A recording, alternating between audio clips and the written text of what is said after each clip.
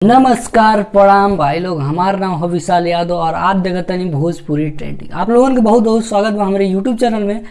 भाई लोग आप लोगों को बता दें कि आप लोग अगर खेसारी लाल यादव के फैन बानी तो आप एक गुड न्यूज़ बाटे। और आप लोगों के पता हो कि ये समय लगन का समय चलत बाटे और ये समय लगन के गाना के बहुत ज़्यादा डिमांड बाटे।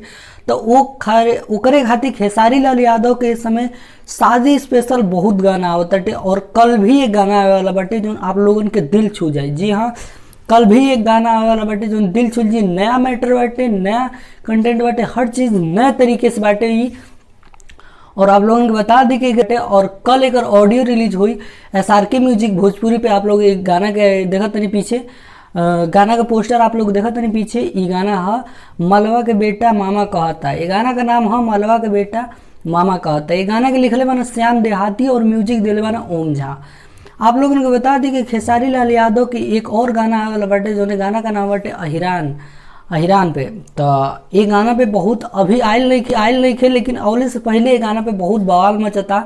तो शायद ये गाना का रिलीज डेट 29 नवंबर हो सकेला, काहे कि बीच में और गाने बाने उन्हन के जगह देवे के पहला हमारे ख्याल से, हमारे देखने के अनुसार से 29 नवंबर के आदि शक्ति कंपनी से रिलीज हो सकेला। और आप लोगों के इंतजार बाटे वो गाना के, हमके पता बाटे। तो जब भी ओकर ऑफिशियल अनाउंसमेंट